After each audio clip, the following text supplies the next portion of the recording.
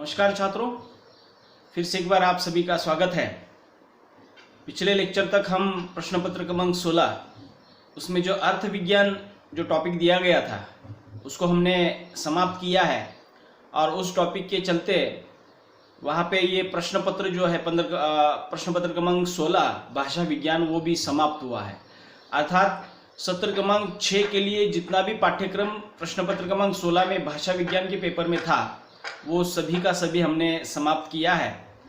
आज के लेक्चर में हम प्रश्न पत्र क्रमांक 15 जो है व्यावहारिक हिंदी सत्र क्रमांक 6 के अंतर्गत जितना भी पाठ्यक्रम हमारा हो चुका है और वहाँ से आगे जो रह चुका है उसकी शुरुआत हम करेंगे। प्रश्न पत्र क्रमांक 15 व्यावहारिक हिंदी सत्र 6 के अंतर्गत हमने अब तक 3 इकाइयाँ देखी है। इसमें सबसे पहले हमने इकाई देखी है अनुवाद की, उसके बाद दूसरी इकाई हमने विज्ञापन देखी, तीसरी इकाई वाणिज्य पत्राचार नामक देखी है और चौथी जो इकाई है वो है वाणिज्य वित्त व्यवहार।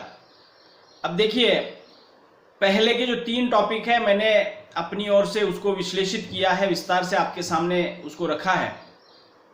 चौथी इकाई जो है उसको भी हम थोड़ा सा अपने शब्दों में या जो भी कुछ मटेरियल उपलब्ध है, नोट्स उपलब्ध है, उसके सहारे समझने की कोशिश करेंगे।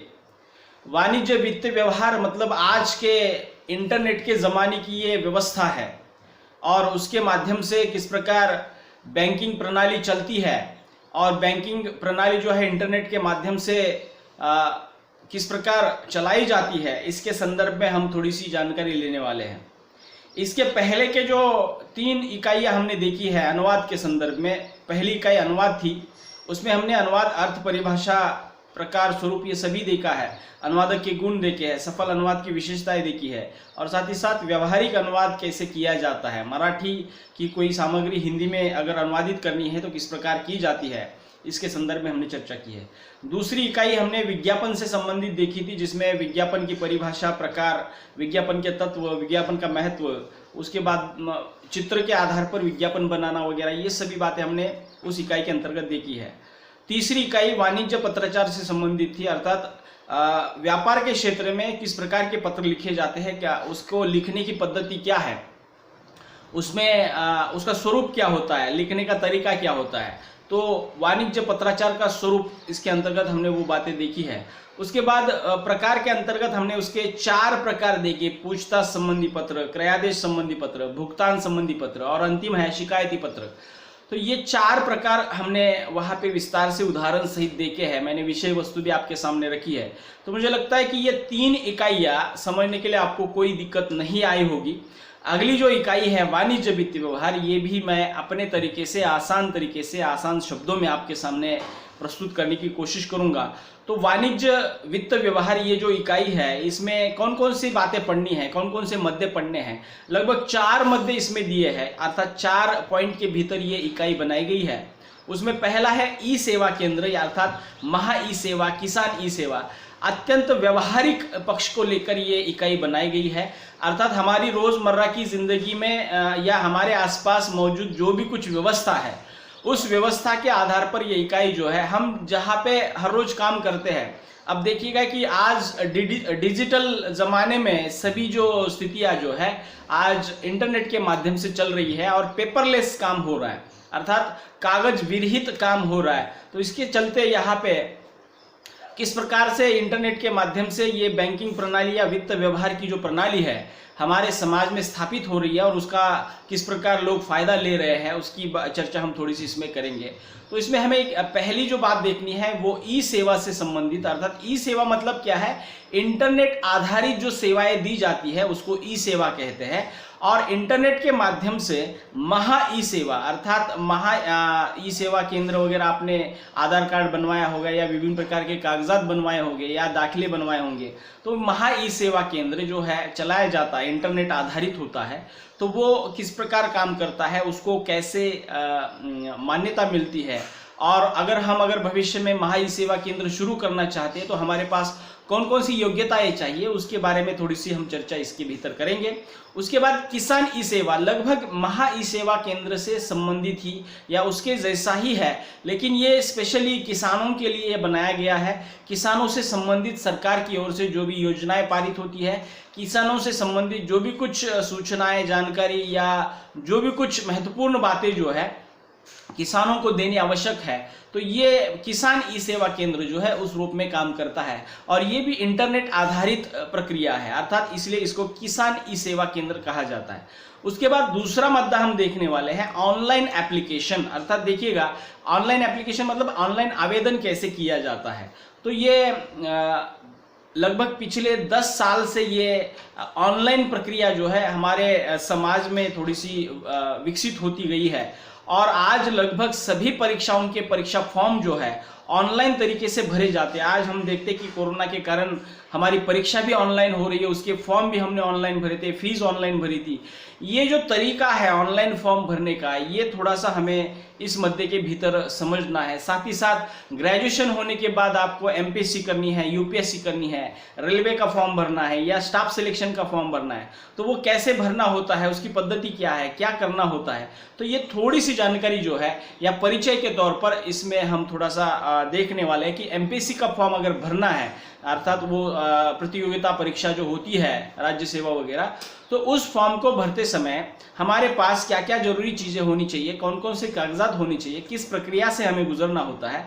लगभग उसी धरातल पर यूपीएससी का भी फॉर्म वहाँ पे भरा जाता है। तो यूपीएससी का फॉर्म भरते समय भी हमें किस तैयारी के साथ उस फॉर्म को भरना है, ये भी थोड़ी सी जानकारी इन मुद्दों के सहारे हमें लेनी है।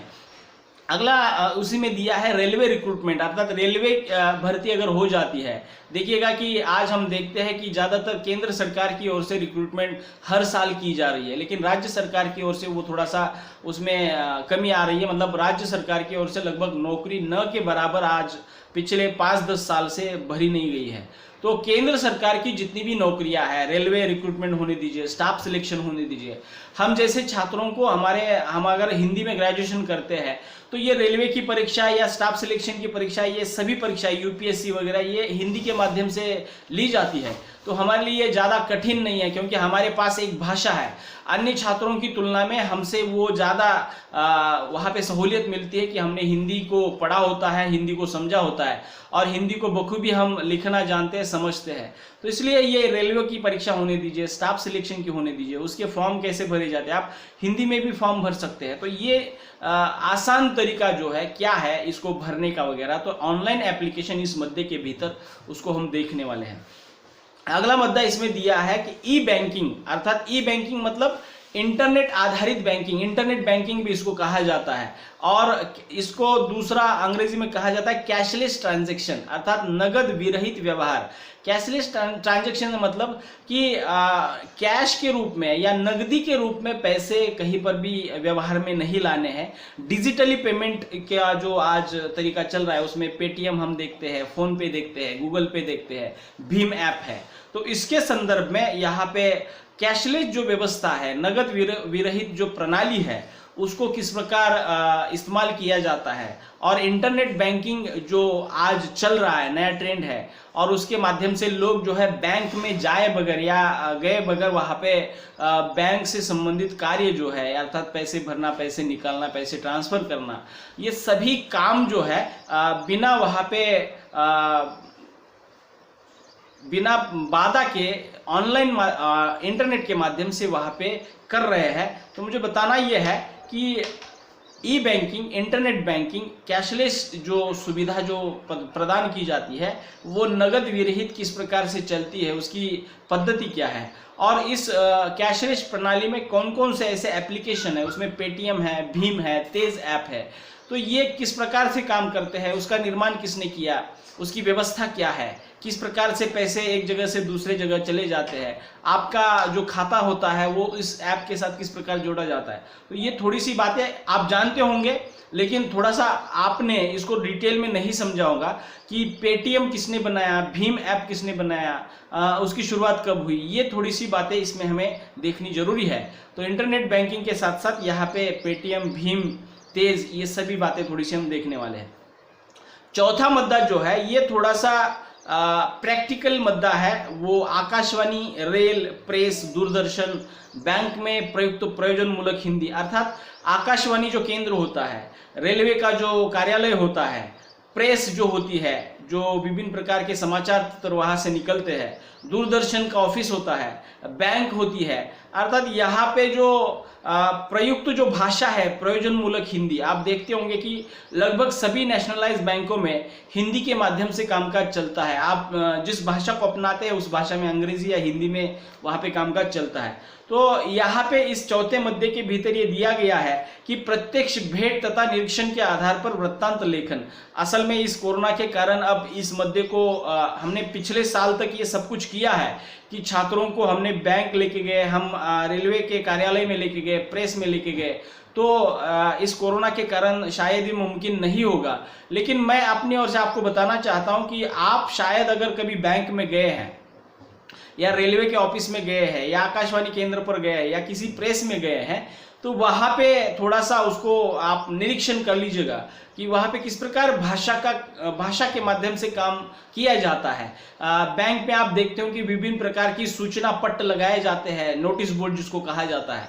उसके साथ साथ वो जो अधिकारी बैठे होते हैं उनके नाम वगैरह, उनके पदनाम वगैरह, या बैंक में जो भी कुछ योजनाएं आती है लोन से संबंधित होने चाहिए, वो सभी का जिक्र जो है उस प्रयोजनमूलक हिंदी के माध्यम से वहां पे किया जाता है। तो मुझे बताना क्या है कि Akashvani, rail, press, Doordarshan, bank में प्रयुक्त प्रयोजनमूलक हिंदी का उपयोग किस प्रकार वहां पे किया जाता है और किस प्रकार वहां पे कामकाज चलता है, इसको हमें प्रत्यक्ष भेंट करके वहां पे देखना है, निरीक्षण करके देखना है।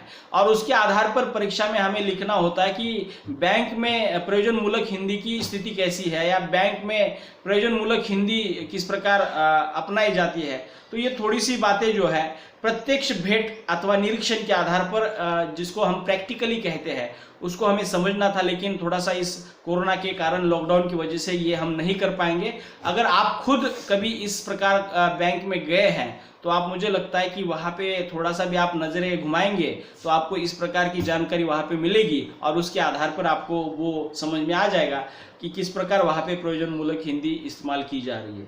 तो लगभग ये 4 मुद्दे जो है, इसमें से 3 मुद्दे जो है हम उसको विस्तार से हम विश्लेषित करेंगे, लेकिन चौथा मुद्दा जो प्रैक्टिकली था वो हो नहीं पाएगा।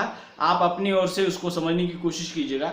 मैं अपनी ओर से जो 3 मुद्दे हैं, ई सेवा, ऑनलाइन एप्लीकेशन, ई बैंकिंग या इंटरनेट बैंकिंग, इसको मैं विस्तार से आपके सामने रखूंगा। ये जो वाणिज्य वित्त व्यवहार, ये जो इकाई है, ये ज़्यादा कुछ कठिन नहीं है, क्योंकि रोज़मर्रा की ज़िंदगी का हिस्सा इसमें हमें पढ़ना है। हम आज वो सभी स्थितियां सीख चुके हैं कि ये लॉकडाउन के कारण या सभी जो सब कुछ बंद है, हम देखते हैं कि हम एटीएम नहीं जाते, हम बैंक में नहीं जाते, तो सभी व्यवहार हम जो है मोबाइल के माध्यम से, पेटीएम के माध्यम से या भीम ऐप के माध्यम से, तेज ऐप के माध्यम से कर रहे हैं। ये व्यवहार तो हम कर रहे हैं, लेकिन ये बनाए कैसे, उसकी आवश्यकता क्यों महसूस की गई और ये कितना सुरक्षित है, ये सभी बातें थोड़ी सी इन सभी मुद्दों के भीतर हमें देखनी है। तो ऑनलाइन एप्लीकेशन, महा ई सेवा केंद्र, किसान ई सेवा केंद्र, इंटरनेट बैंकिंग, ये 3 मुद्दे जो है अगले लेक्चर से हम इसको एक एक करके देखेंगे। मुझे लगता है कि इसमें ज़्यादा कुछ कठिन नहीं है। आप अपनी ओर से अगर इसको और अधिक जानकारी लेते हैं, इंटरनेट पर भी इसके संदर्भ में बहुत सारी जानकारी दी गई है। आपको परीक्षा में इसके ऊपर बहुविकल्पी प्रश्न पूछे जाएंगे, क्योंकि आपकी परीक्षा शायद ऑनलाइन ही होगी।